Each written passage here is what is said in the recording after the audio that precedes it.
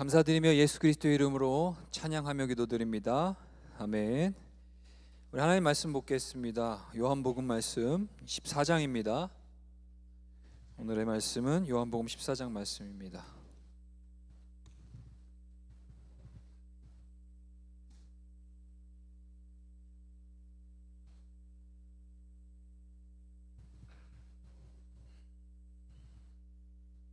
네, 요한복음 14장 짧은 말씀입니다. 1절에서 3절까지만 오늘은 좀 보도록 할 건데요. 우리 세 절의 짧은 구절이니까요. 우리 함께 한번 같이 읽도록 해보도록 하겠습니다. 같이 읽겠습니다. 시작. 너희는 마음에 근심하지 말라. 하나님을 믿으니 또 나를 믿으라. 내 아버지 집에 거할 곳이 많도다. 그렇지 않으면 너희에게 일렀으리라. 내가 너희를 위하여 거처를 예비하러 가노니 가서 너희를 위하여 거처를 예비하면 내가 다시 와서 너희를 내게로 영접하여 나 있는 곳에 너희도 있게 하리라. 아멘. 한 번 더 기도합니다. 하나님, 우리의 영원한 본향을 준비하시고 그 하나님 나라로 우리를 끝까지 붙들어 가실 그 주님의 은혜 앞에 오늘도 우리가 감사함으로 나아가는 이 시간 주님 홀로 영광 받아 주옵소서. 말씀 위에 함께하여 주시고 말씀으로 위로받게 하시고 말씀으로 우리 안에 진정한 평안과 행복과 감사가 넘쳐지는 그러한 인생 허락하여 주옵소서. 예수 그리스도의 이름으로 기도드립니다. 아멘. 네, 반가워요. 반갑습니다. 오늘도 제가 늘 똑같이 하는 얘기인데 이렇게 얼굴 볼 수 있는 게 얼마나 감사한지. 이 정말 이 험악한 세상에서, 이 죄 많은 세상에서, 이 불안한 세상에서 이렇게 한 주를 건강하게 또 살다가 다시 이렇게 귀한 얼굴들을 만나 샬롬, 안녕하세요, 할렐루야 인사할 수 있다는 게 얼마나 감사한지 모르겠습니다. 그런 의미로 우리 옆에 있는 지체들에게 아무 말 하지 마시고 한번 웃어주십시오. 혼자 웃지 말고 옆에 있는 지체들 보면서 웃으라니까 혼자서 웃는 지체들이 많아요. 우리 청년부는 좀 이렇게 웃는 낯이 조금 더 많이 연습했으면 좋겠어요. 서로 좀 웃어주고 또 먼저 다가가 인사해주고 또 먼저 다가가 환영해주고 또 먼저 다가가 손을 내밀어 줄 수 있는 그런 복 있는 우리 청년부 될 수 있기를 정말 간절히 기도합니다. 아시겠죠? 여러분들 현재 근심하고 있는 부분들이 있으신가요? 내 세상에 근심 없는 사람 어디 있겠습니까?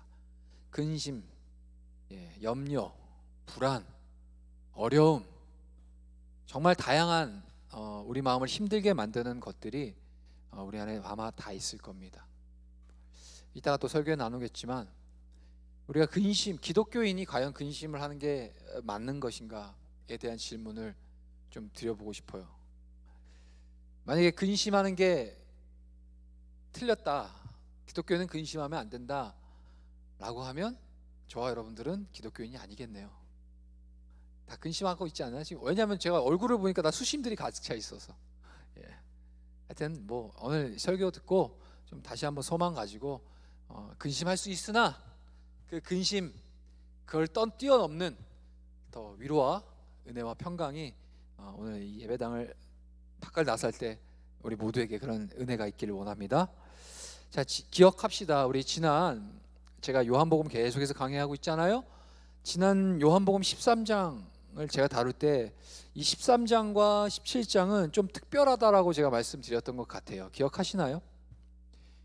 그렇죠. 여러분들은 이전 것은 다 지나버리게 되는 그런 은혜를 여러분들 맛보고 있기 때문에 오늘도 새 것으로 앉아있기 때문에 다시 한번 알려드리면 요한복음 13장에서 17장까지는 좀 특별합니다. 특별한 부분. 특별하다고 해서 제가 말씀드린 다른 성경 구절에 비해서 뭔가 이렇게 대단한 능력이 있고 했다는 게 아니라 내용상 또 우리가 접근하는 접근법상 이 요한복음 13장에서 17장 부분들은 좀 특별한 부분이 있어요. 그것은 요한복음을 이 많은 성경 중에서 요한복음을 성경의 성소다라고 그렇게 별칭하고 있다고 한다면 그 중에서 요한복음 13장에서부터 17장까지는 뭐라고요? 고맙습니다. 지성소라고 했어요. 그만큼 예수 그리스도께서 우리에게 이 하나님의 계획, 하나님의 말씀을 아주 선명하게 보여주시는 부분이기 때문이에요. 이 부분들이. 그래서 그 전까지는 믿지 않는 사람들, 그 하나님 모르는 사람들한테 야 하나님 믿어야 돼, 하나님 여기 계셔 빨리 와봐 라고 이렇게 얘기했다면, 이제부터는 우리가 하나님 안에 누리는 참 기쁨, 참 위로, 참 평강이 무엇인지를 지금 말씀하고 계시는 거예요. 이것을 믿지 않는 자들은요, 이해를 할 수도 없고 못하고 감당할 수도 없어요. 그런데 하나님 안에 있는 자들은 이것은 세상의 그 어떤 것도 줄 수 없는 하나님의 궁극적인 실제가 됩니다. 그래서 예수 믿는다는 게 뭐냐? 과연 뭔가? 그러면 이 어디를 좀 집중하면 좋을까 하니 바로 이 요한복음 13장에서 17장까지를 좀 집중하면 될 것인데, 그 가운데 오늘 다루게 될 이 14장은 우리가 얻을 진짜 위로가 무엇인가, 그리스도인인 저와 여러분들이 얻을 그 진짜 위로가 무엇인지, 우리가 의지해야 되는 우리 삶의 가장 핵심적인 우리 삶의 근거가 무엇인지를 말해주고 있는 본문이 바로 오늘 다룬 요한복음 14장이라는 말씀이에요. 자, 이렇게 머릿속에 좀 정리를 하시고 1절 본문을 한번 읽어보도록 하겠습니다. 1절 한번 더 다시 띄워주시고 우리 같이 한번 읽을게요. 시작. 너희는 마음에 근심하지 말라. 하나님을 믿으니 또 나를 믿으라. 자, 예수님께서, 여러분 지난 우리 요한복음 말씀을 한번 떠올려 보자고요. 예수님이 제자들의 발을 닦아주셨어요. 그죠? 발을 닦아주신 게 윤리적인 모범이 아니라 그것이 십자가를 지고 제자들의 모든 삶의 죄악을 다 씻고 그들을 주님께로 인도해가는 예수님의 속죄를 상징하는 것이다 라고 제가 지난 시간 말씀드렸어요. 기억하시죠? 예수님의 그 발을 닦아주시는 그 행위는 뭐냐?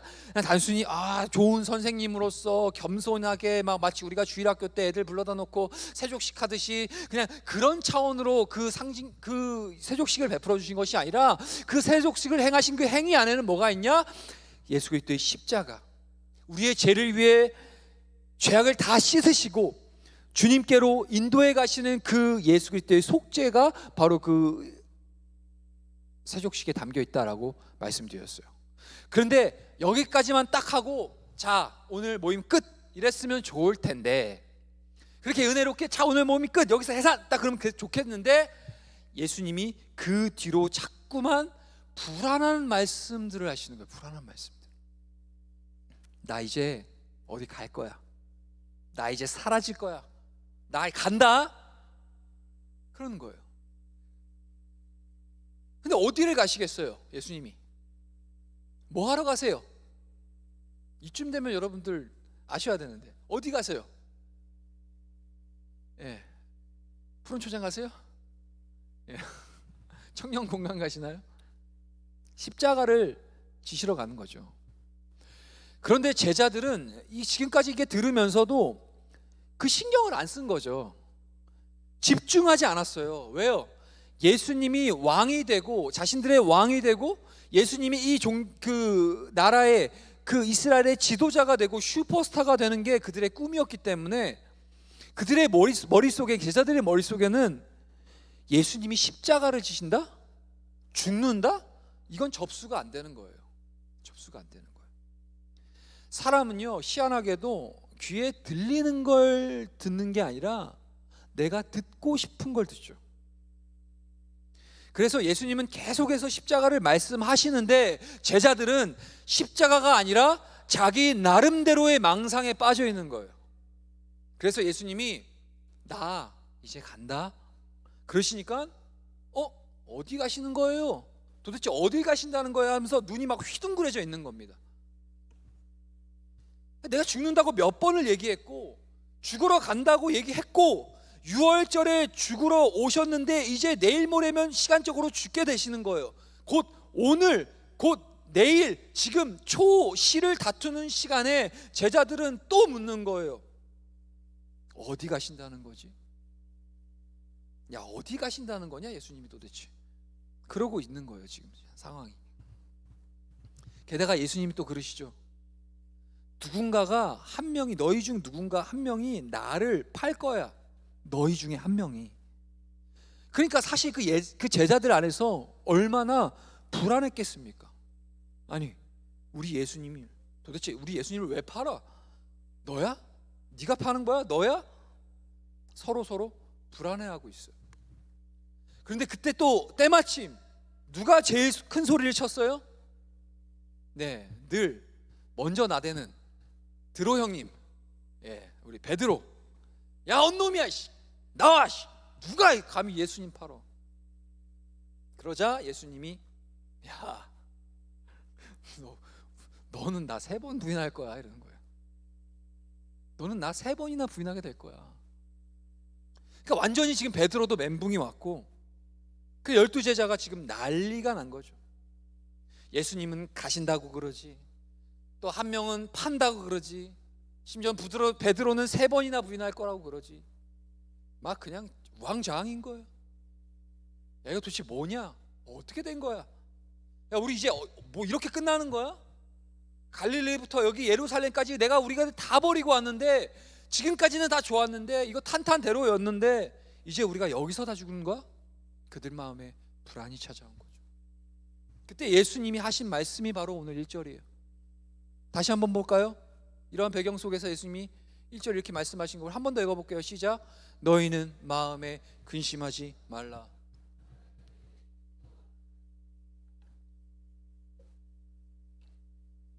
여러분, 근심하지 말라. 근심. 근데요, 기독교는 근심을 부인하는 종교일까요? 아니에요. 기독교는 근심을 부인하지 않아요. 근심은 너무나 자연스러운 우리의 삶의 현상이에요. 근심하지 않는다면 우리 아마 제대로 살지 못할 겁니다. 근심하지 않으면 우리는 다 위험을 대비하지 못하고 망할 거예요. 기독교는 절대로 근심을 부정하거나 부인하지 않아요. 심지어는 근심을 하라고까지 하죠. 고린도후서 7장 10절 볼까요? 한번 읽어보실래요? 시작. 하나님의 뜻대로 하는 근심은 후회할 것이 없는 구원에 이르게 하는 회개를 이루는 것이요, 세상 근심은 사망을 이루는 것이니라. 자, 보셨죠? 근심을 하지 말래요? 근심이 없대요? 근심을 부정하나요? 아니죠. 절대 기독교는 근심을 부정하지 않아요. 다만 하나님의 뜻대로 하는 근심이 있고 세상 근심이 있다라는 거예요. 사실 여기에 대해서는 조금 나중에 기회가 되면 한 번 더 풀어가겠지만, 오늘은 또 시간 관계상 넘어가고요. 어쨌든 근심은 중요합니다. 근심 자체가 나쁜 거 아니에요. 그런데 그 근심을 해야 할 때가 있고 그 근심을 하지 말아야 할 때가 있다라는 거예요.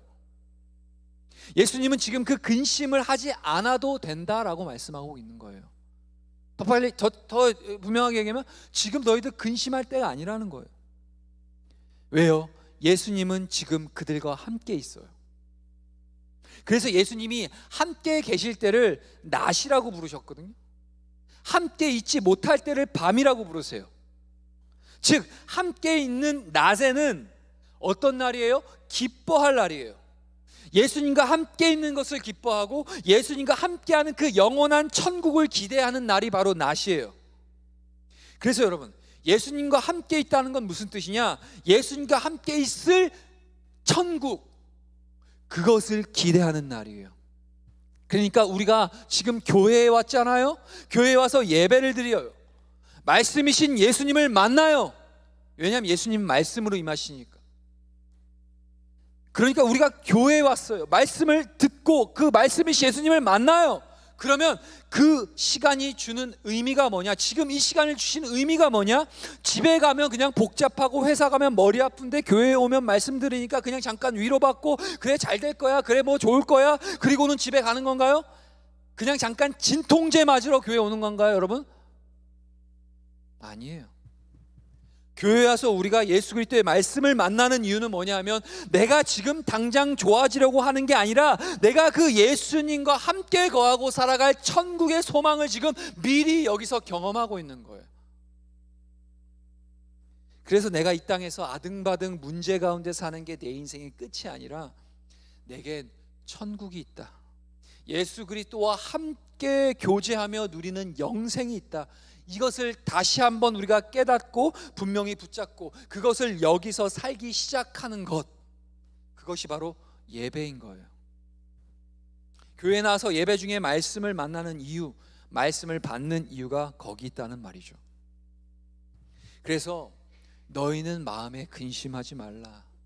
근심해야지, 필요하지. 그런데 그 근심이 너희의 마음 깊은 곳까지 들어와서 너희를 실족시키거나 실망시키거나 망하게 하면 안 된다라는 거예요. 중요한 건 마음에 근심하지 말라고 하거든요. 우리의 마음을 지켜야 한다라는 거죠. 잠언 4장 23절의 말씀입니다. 한번 보실까요? 읽어볼게요. 시작. 모든 지킬 만한 것 중에 더욱 내 마음을 지키라. 생명의 근원이 이에서 남이니. 날파리가, 미안해요, 날파리가 자꾸 설교하는데 이 거룩한 강대상 위에 날아다니길래 요단강 보내드렸습니다. 자, 미안해요, 집중력이 깨졌는데 뭐라고 하십니까? 너희는 마음에 근심하지 말라. 그 근심이 너희 마음에 깊숙이 침투해서 그 너희의 마음을 흔들어내거나 실족시키거나 망하게 하면 안 되는 거예요. 그 마음을 지켜야 한다는 거예요. 모든 지킬 만한 것 중에서 너의 마음을 지켜라. 왜요? 네 생명의 근원이 그 마음, 거기서 나기 때문에. 모든 지킬 만한 것 중에 더욱 네 마음을 지켜라. 왜? 이 마음이라는 것은 하나님과 우리가 함께 거하는 성소이기 때문에. 다시 한번, 마음이 뭐라고요? 하나님과 우리가 거하는 성소. 주님이 거하시는 곳이 우리의 마음이기 때문에, 우리가 하나님과 교제하는 자리가 바로 이 마음이기 때문이에요. 그래서 이 마음을 빼앗겨 버리면 우리의 우리의 정, 우리의 의, 지정이, 알고 깨닫고 행하는 이 지정이가 다 흔들려 버리는 거예요. 그래서 마음이라는 단어가 굉장히 신앙적인 단어거든요. 기독교에서 예수 그리스도를 믿는 믿음이 어디에 존재하나요? 라고 물으면 답이 뭐냐? 마음이에요. 다시, 예수 그리스도를 믿는 믿음 어디에 존재합니까? 라고 할 때 여러분 뭐라고 대답해야 된다고요? 마음이에요. 지, 정, 의, 우리의 지식, 우리의 깨달음, 우리의 의지가 다 들어있는 그 한 자리가 바로 마음인 거예요. 그래서 여기서 질문, 그럼 그 마음이 어디에 있는가? 라고 물을게요. 여러분, 마음 어디 있어요? 마음이 어디 있어요? 궁금하지 않아요? 참 애매하죠? 마음이 뇌에 있나요? 마음이 우리 심장에 있나요? 보통 마음 하면 하트 그리잖아요, 심장처럼. 애매하죠? 근데 마음은 우리 인생의 모든 존재 자체를 말해요. 곧 내가 마음이고 내 마음이 곧 나예요. 그러니까 나라고 하는 하나님의 자녀, 그 가운데 근심이 차지할 자리가 없다라는 말이에요, 여러분. 그래서 근심하는 건 좋지만 예수님과 함께하는 이 때는 근심할 때가 아니라 어떤 때냐? 예수님을 누릴 때죠. 예수님과 온전한 교제 가운데서 천국을 맛볼 때라는 거예요. 그래서 말씀하시기를 하나님을 믿으니 또 나를 믿으라. 여러분, 우리가 하나님을 믿는다는 건 또 뭔가요? 하나님은 나를 지으신 분이니까, 나를 아시고 나를 통제하시고 나를 컨트롤하시고 나를 인도해 가시는 것, 전지전능한 그 하나님을 우리가 믿잖아요. 그런데 한편으로는 우리에게 어떤 마음이 있냐?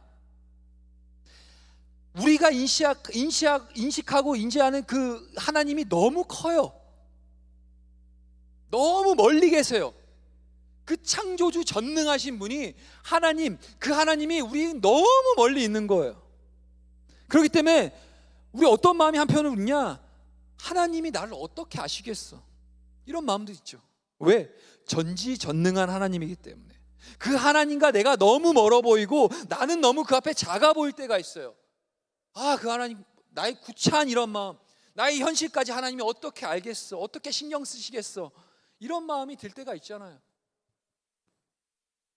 뭐 여러분들은 아주 신앙이 아주 좋아서 그런 마음 한 번도 든 적이 없나요? 근데 살다 보면 그런 말도 생겨요. 기도를 하는데, 하나님께 기도를 하는데 나랑 너무 멀리 계셔서, 너무 바쁘셔서 날 잊어버리신 것 같고 내 기도 안 들으시는 것 같고, 그럴 때. 그런데 그래서 하나님은 하늘에만 계신 게 아니라 어디도 계세요? 예수님이 되셔서 인간의 몸을 입고 오셔서 바로 내 옆에 오셨죠. 그래서 하나님을 믿으니 또 나를 믿으라는 얘기가 뭐냐면, 예수님이 인간이 되어서 내 옆으로 오셨어요. 그분은 배고픔도 아시고 분노도 아시고 우리의 원망도 아시고, 그분은 인간의 연약함을 다 아신다는 말이죠. 우리의 모든 연약함을 체휼하시고 스스로 다 체휼하시고 우리를 긍휼히 여겨주시는 분, 그가 바로 예수님이잖아요. 그러니까 우리가 천지 만물을 지으신 이 위대한 하나님을 믿는 것처럼 나에게 개인적으로 찾아와서 나와 함께 거하시는, 나의 약함을 아시는 예수님도 믿으란 얘기예요. 그리고 또 하나, 지금 오늘 이 본문을 읽을 때 중요한 건, 하나님을 믿으니 또 나를 믿으라 라는 이 말을 이 성경의 원래 원어로 풀어보면 두 가지 형태로 가능하거든요. 지금 이 우리가 보고 있는 개역개정 성경처럼 지금처럼 명령형으로 읽을 수 있어요. 뭐야? 하나님을 믿으니 또 나를 믿어라. 명령어로도 볼 수 있지만, 이 원어적으로 보면은 명령형이 아니라 직설법으로도 읽을 수 있어요. 그게 무슨 얘기냐? 어려운 거 다 꺼내는데 이렇게 읽을 수 있다는 거예요. 너희가 하나님을 믿는구나, 나도 하나님을 믿는다. 이렇게 읽어도 되는 거예요. 이 말은 뭐냐 하면, 주님께서 우리에게 명령하실 때 불가능한 걸 명령하는 게 아니란 말이죠. 우리가 정말 절대 할 수 없는 것, 뭐 말도 안 되는 것, 근심하지 말라고? 아니, 사람이 어떻게 근심을 안 해? 하루에도 10가지, 100가지, 1000가지 근심이 떠오르는데 어떻게 근심을 안 해? 에이, 말도 안 돼, 난 못해. 그게 아니라 할 수 있단 말이에요. 하나님을 믿으라. 야, 하나님을 그냥 우리가 어떻게 믿어? 눈으로 봐야 믿지. 아니, 믿을 수 있단 말이에요. 그래서 이 명령형을 직설법이기도 하는 거예요. 너희가 하나님을 믿는구나, 나도 하나님을 믿는다. 이 말도 가능하다는 거죠. 그래서 우리가 신앙생활을 쭉 이렇게 할 때 불가능한 미션이 아니다라는 거예요. 내가 할 수 있고 하고 있고 또 지금 하고 있는 것처럼 쭉 가면 된다라는 마음을 여러분들이 잘 가질 필요가 있는 거예요. 그래서 나는 몰라, 나는 못해, 아이고 나는 안 돼, 그게 아니라 알고 있는데 행하지 못하는 연약함, 그것을 이제 우리가 결단하며 뛰어넘고자 하는 마음을 가지셔야 되는 겁니다. 몰라서 못하는 게 아니에요. 우리는 아는데 못했어요. 왜요? 알지만 능력이 없었어요. 그 능력이 어디서 나요? 하나님을 믿으니 또 나를 믿으라.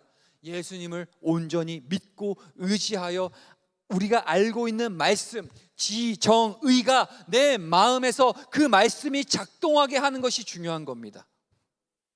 우리 지난 금요 이제 기도 불금 계속 이제 지난주까지 3번째 했는데, 그 주제가 뭐예요? 시편 119편 105절, 주의 말씀이 내 발의 등이요 내 길의 빛이니이다. 말씀 계속해서 결국에는 그 오신 강사님들이 하신 말씀은 단 하나예요. 결국 쫙 짜내서 깔때기로 딱 뽑아내면 하나예요. 그 말씀이 우리의 신앙을 붙들고 가야 되는 거고, 말씀 중심으로 우리가 살아가는 게 바른 경건의 삶이다라는 거죠. 말씀이 나를 체휼해 가시고 그 말씀이 나로 하나님을 온전케 바라보게 하는 그런 유일한 통로가 된다라는 거죠. 그래서 이 말씀, 하나님을 믿으니 또 나를 믿으라. 예수님을 온전히 믿고 의지하여 우리가 알고 있는 그 말씀이신 그 하나님 예수 그리스도, 그 말씀으로 내 마음이 작동하게 되어서 지정의 모든 것들이, 그게 중요한 거예요. 그러니까 다시 정리하면 모르는 게 아니라 하지 않는 것이다. 왜? 우리의 인간의 의지가 그 하나님의 말씀을 맡고 있기 때문에. 나의 의지, 나의 연약한 의지가 그 하나님의 말씀을 맡고 있어. 그것을 여는 키, 열쇠가 뭐냐? 하나님을 믿으니 또 나를 믿으라. 바로 믿음이에요. 자, 그럼 그 믿음의 내용이 뭐냐 하니 바로 오늘 본문 2절입니다. 2절 한번 띄워주시고 같이 한번 볼게요. 읽어주세요. 시작. 내 아버지 집에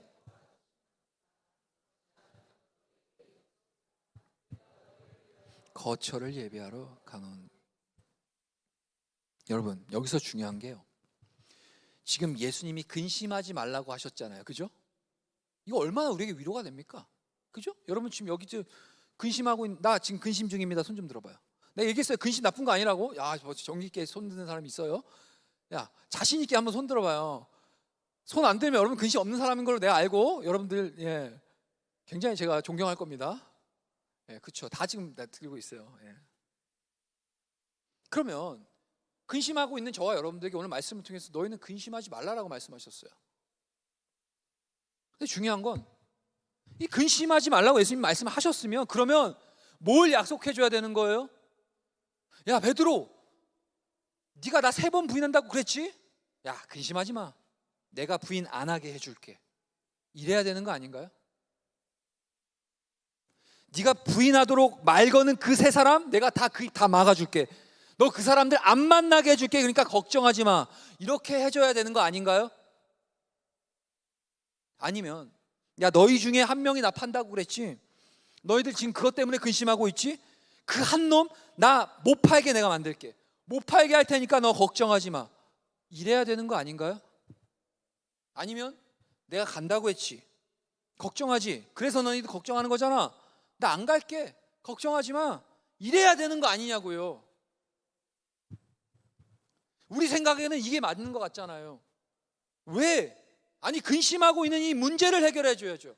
당장 지금 돈이 없어 죽겠는데 돈을 줘야지. 지금 내가 취업이 안 돼서 힘든데 취업을 시켜줘야지. 이게 해결 아닙니까? 우린 이렇게 생각하는 거잖아요. 근데 여러분 중요한 건 돈이 없는데 돈이 생겨서 해결이 됐다 쳐요. 그럼 그 다음은요, 취업이 안 돼서 취업이 됐어요. 안 되던 게 시집 장가 잘 갔어요. 그렇게 근심하고 염려하다가 그럼 그 다음은요, 애가 안 생겼어요. 애 낳았어요. 그 다음은요, 그 다음은요, 그 다음은요. 계속 문제 아닌가요? 여러분 근심이 지금 이거 해결한다고 해결되는 게 아니에요. 세상에서 제일 믿지 말아야 될 사람이 뭐냐? 여기도 사업하는 분들 계시는데 사업하는 분들 맨날 뭐라고 합니까? 내가 이것만 해결되면, 이것만 해결되면, 내가 이 고비만 넘기면. 저도 사업을 해봐서 아는데 여러분 이 고비만 넘기면 탄탄대로인가요? 아니에요. 고비는 또 와요. 또 어려움, 또 위기는 찾아와요. 그러니까 예수님께서 우리에게 근심하지 말라고 하시는 건 그 고비 내가 넘겨줄 게가 아니에요.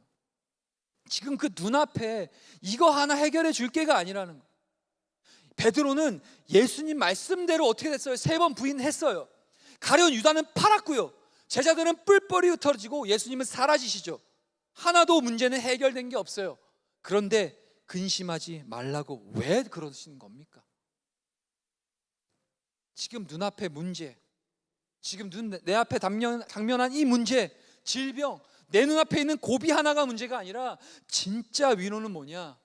그거 넘게 해주는 게 아니라 우리의 삶의 궁극적인 해결책, 우리가 이 문제를 겪는다고 해도 나중에 이 문제 끝에 얻을 진짜 우리에게 다가올 하나님의 해결책, 그건 천국이라는 거예요. 하나님과의 회복인 영생이에요. 그게 진짜 저와 여러분들의 위로가 돼야 되는 겁니다. 할렐루야. 그래서 내 아버지 집에 거할 곳이 많도다, 이게 위로가 돼야 되는 거예요. 어린애들이요, 물론 지금 저는 제 딸은 미라클 이제 지지난주에 돌 지났기 때문에 아직 어린이집을 안 보내고 유치원 아직 안 보내요.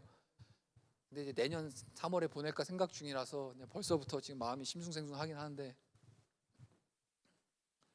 주변을 보면 어린애들이 유치원 갈 때 아빠 엄마의 발목을 잡죠. 실제로 어린이집 처음 보내면은 처음에는 애가 적응기가 필요하기 때문에 엄마가 함께 가요.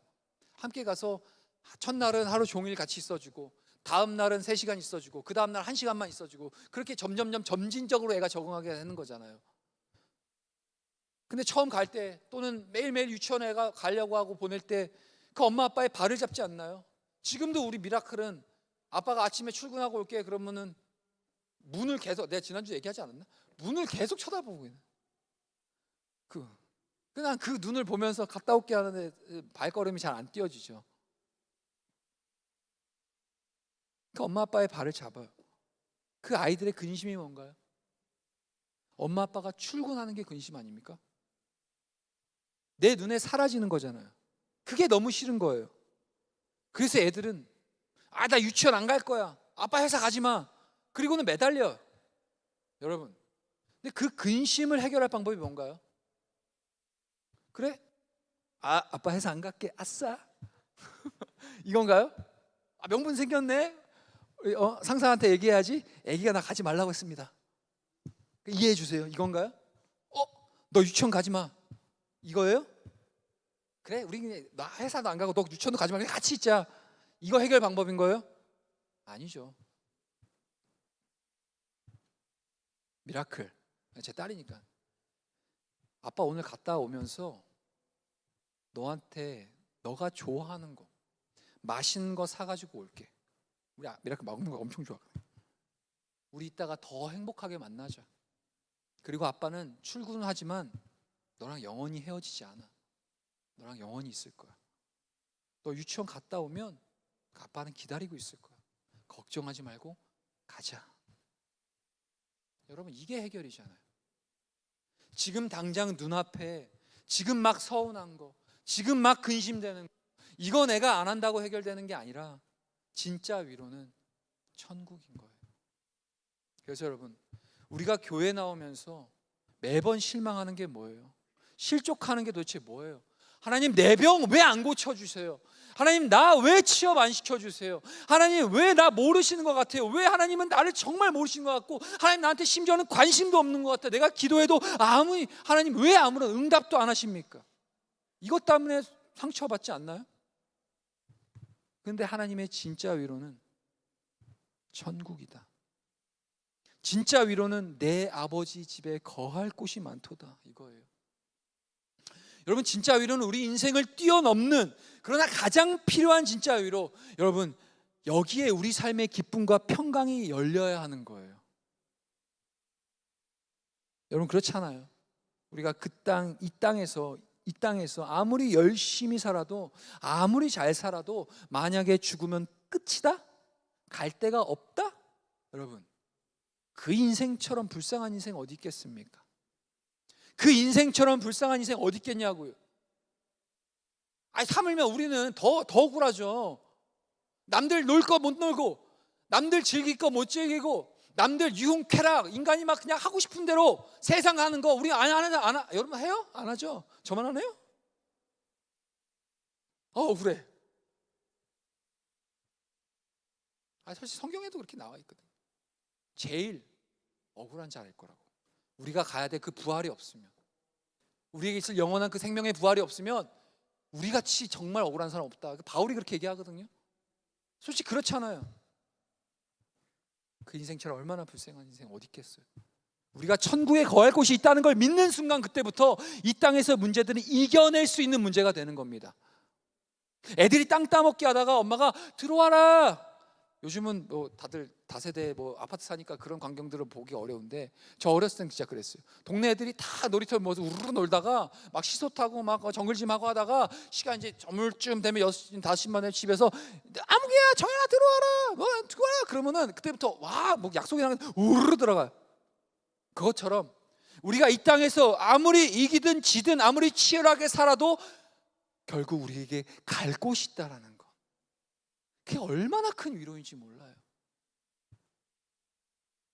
그래서 여러분, 세상에서 아무리 위세를 떨고 아무리 대단하게 살아도 죽을 때가 되면 거의 다 미쳐요. 아까워서, 불안해서 미쳐버려요. 저 목회자잖아요.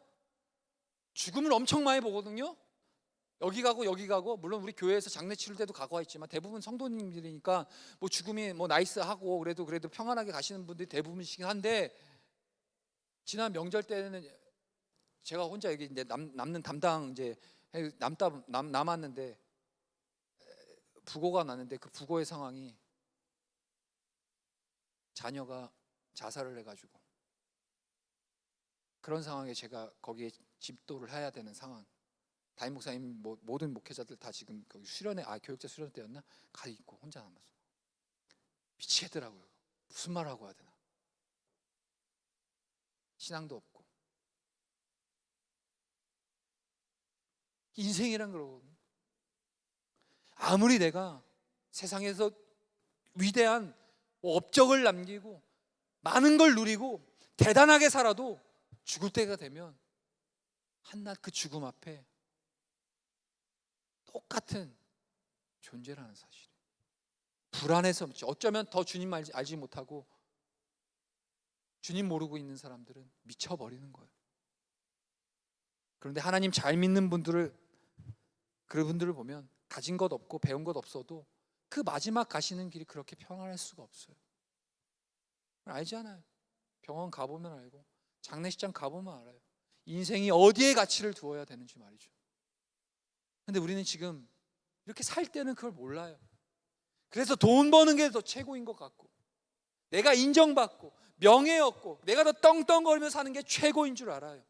그런데 예수님은 그렇지 않다라는 겁니다. 예수님은 진짜 위로가 있는데 그건 천국이고 영생이야 라고 말씀하시는 거예요. 근데 중요한 건 그곳을 예비하러 간다. 예수님께서 지금 그 거처를 예비하러 간다는 거예요. 즉 예수님이 지금 십자가를 지지 않으시면 그 거처는 우리에게 없어요. 예수님이 가셔야, 십자가를 지고 죽으셔야만 그 거처가 열리는 거예요. 그래서 예수님이 우리의 진짜 위로를 준비하시는 하나님의 방아쇠가 되시는 거예요. 하나님이 이 일을 이루기 위한 가장 중요한 키맨이 바로 예수님이세요. 그래서 예수님이 뭐라고 하시는가? 3절입니다. 우리 3절 한번 더 띄워주시고 같이 한번 읽어볼게요. 3절 오늘 본문 읽읍시다. 시작. 가서 너희를 위하여 거처를 예비하면 너희도 있게 하리라. 예수님이 가는 게 끝이 아니라 다시 오신다는 거예요. 다시 오실 예수님, 나를 위해 죽어 희생하는 예수님만이 아니라 다시 오시는 분, 즉 예수님의 재림까지 지금 말씀하고 있는 거예요. 다시 와서 너희를 내게로 영접하여 나 있는 곳에 너희도 있게 하리라. 여러분, 영접은 누가 하는 겁니까? 예수님이 하는 거예요? 우리가 하는 거예요? 우리가 하는 거잖아요. 우리가 예수님을 영접해야죠. 구주로 우리가 예수님을 영접해야 하는 거잖아요. 그런데 우리가 예수님을 구주로 영접하면 예수님도 우리를 마지막 때에 다시 오셔서 우리를 영접해 주신다는 거예요. 내가 다시 와서 너희를 내게로 영접하여 나 있는 곳에 너희도 있게 하리라. 이 땅에서 아무리 괴로워도 힘들어도 그것이 끝이 아니라 주님이 분명히 나를 위해 그곳을 지으셨고 나를 영접하셔서 나를 모시고 가시겠다라는 거예요. 우리를 인도하셔서 주님 있는 그곳에 우리도 함께 있게 하실 거라는 거예요. 사랑하는 여러분, 오늘 이 자리에도 많은 근심과 벅찬 인생으로 인해서 힘들어 하시는 분들 분명히 많이 있을 거예요. 아까 손 들으셨잖아요. 그러나 그것이 다가 아닙니다. 그것을 뛰어넘는 진짜 위로, 진짜 평강, 천국의 소망이 우리에게 있음을 오늘 우리가 이 시간부터 확실히 좀 붙들어 가시길 바랍니다. 그리고 그 천국을 열어가시는 예수님, 그분을 의지하고 오늘도 우리 삶 가운데 믿음으로 승리하는 복된 삶, 저와 여러분들 이 자리에 계신 모든 분들의 삶이 될 수 있기를 주님의 이름으로 축원합니다. 장팀 나와주세요.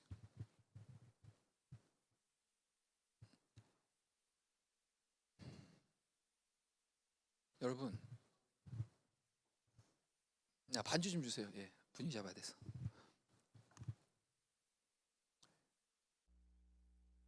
제 말씀을 통해 언급을 했지만 우리에겐 가야 될 본향이 있다는 게 우리에겐 얼마나 큰 위로가 되는지 몰라요. 여러분, 오늘날은 좀 더 많이 그런 마음들 있지 않나요?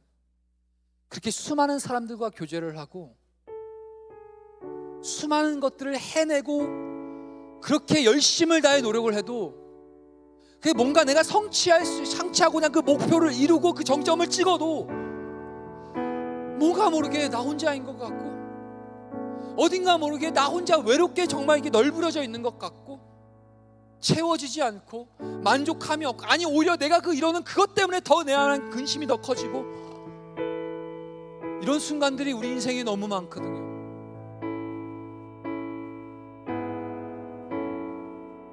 근데 그럴 때 여러분들은 어떻게 그 마음을, 그 근심과 그 어려운 마음을 어떻게 해결하십니까? 그냥 이게 삶이니까 뭐 이러다 뭐 알아서 되겠지, 뭐 내 인생 한번 잭팟 터지거나 로또 제대로 당첨되면 뭐 일확천금 누리면 뭔가 인생 역정하는 언젠간 내 인생에도 해 뜰 날 있고 벼 뜰 날 있겠지, 그렇게 그냥 치부하고 넘기고 마세요. 아니요. 우리는 하나님의 자녀고 하나님의 백성이에요. 오늘 예수님이 말씀하세요. 내가 가야 너희들이 너희들에게 유익하다. 내가 가는 곳에서 난 뭐 할 것이냐? 나는 너희가 올 그 예비, 그 거처를 내가 예비하러 간다는 거예요. 여러분, 아주 예전에 제가 설교를 하다가 이 이스라엘 백성들, 이 당시의 시대적 내가 그 배경을 한번 설명을 해드린 것 같은데, 다시 한번 얘기해 드릴게요. 이 당시에 예수님이 가셔야 되는 이유가 신랑과 신부를 통해서 비유를 하고 계시거든요. 이 당시 유대에 그 결혼 예식이 있었어요. 먼저는 정혼식을 가져요. 신랑과 신부가 정혼식을 가져요. 결혼식이 아니에요. 오늘날로 하면 약혼식이죠. 약혼식을 갖고 나서 신랑이 가요. 어디로 가냐? 원래 본 아버지가 살던 그 집에 가요. 근데 언제 올지 몰라요. 약혼식을 했고 내 신부가 여기 있고 얼마나 가고 싶겠어. 신부 만나러 가고 싶겠습니까? 근데 신부가 만나러 갈 수가 없어요. 왜냐? 당시에는 정서가 그랬거든요. 문화가 그랬어. 아버지의 허락 떨어지지 않으면은 신부 집을 못 가요. 신부를 데려와야 되는데, 그럼 그때까지 뭐 하고 있어요? 아버지 허락이 떨어지는 그 사이에 그 기간 뭐 하고 있어야 돼요? 신부를 나중에 데리고 와서 같이 살 집을 짓는 거예요. 오두막을 짓고 돌을 짓고 그 신부랑 같이 살 평생의 삶, 그 행복의 삶, 그 사랑의 삶을 생각하면서 그 인내의 시간을 견디는 거예요. 그렇게 지키고 준비하고 있다 보면 아버지가 허락을 하죠. 이제 가서 데리고 와. 그게 오늘 지금 이 시간 이 말씀을 통해서 예수님 말씀하신 이 결혼 비유, 혼인잔치의 비유의 배경이에요. 우리 하나님, 우리 예수님 우리에게, 저와 여러분들 구원받은 하나님의 자녀들, 우리 백성들 향해서 뭐라고 부르시냐? 내 거룩한 신부다라고 부르시거든요. 그리고 나는 너의 신랑이다라고 부르세요. 예수님 지금 보좌 우편에서 우리의 거처를 위해 예비해 놓고 계시고, 언젠가는 하나님이 허락하신 그날에 다시 오셔서 우리는 영원한 그 본향, 그 신랑 되신 예수님과 영원토록 그 하나님 나라 안에서 천국의 소망을 누리며 나아갈 그날을 주님이 준비하고 계셔요. 근데 신부는 지금 뭐 하고 있어요? 오늘 또 먹고 살 것도 없고, 뭐 신랑 언제 오시는가 그건 다 모르겠고, 지금 당장 내가 먹고 사는 게 힘든데, 그 똑같은 근심과 염려와 세상의 불안 속에서 오늘도 예수님을 잃어버린 채 오늘도 절망 가운데 근심의 늪에 빠져있는 저와 여러분들의 모습이 보이지 않으세요? 그 얘기를 하시는 거예요. 내가 가야 너희들 마련의 거처를 예배한다. 그러니 너희 근심하지 마라. 그냥 너희가 할 건 하나님을 믿으니 너희의 신랑인 나를 믿으라. 오늘도 그 믿음 가운데 오늘 있는 거 아닌가요? 오늘 그 믿음 다시 회복하셨으면 좋겠습니다. 우리의 영원한 소망, 영원한 그 천국, 우리가 가야 될 그 본향 얼마나 좋아요. 이 땅에서 혼자 있는 것 같고 외롭고 아무도 나 몰라주는 것 같은데, 내가 가야 할 그 본향에 하나님이 이렇게 두 팔 벌려서 나를 언젠가 받아주실 그 사랑의 품으로 끌어안으실 그 주님이 계신다는 거 얼마나 감사합니까? 그 소망을 가지고 오늘을 사는 거예요. 저와 여러분들 그런 소망으로 우리 주님을 뵙는 그날까지 승리의 삶, 신부의 삶 살아가실 수 있기를 주님의 이름으로 축원합니다.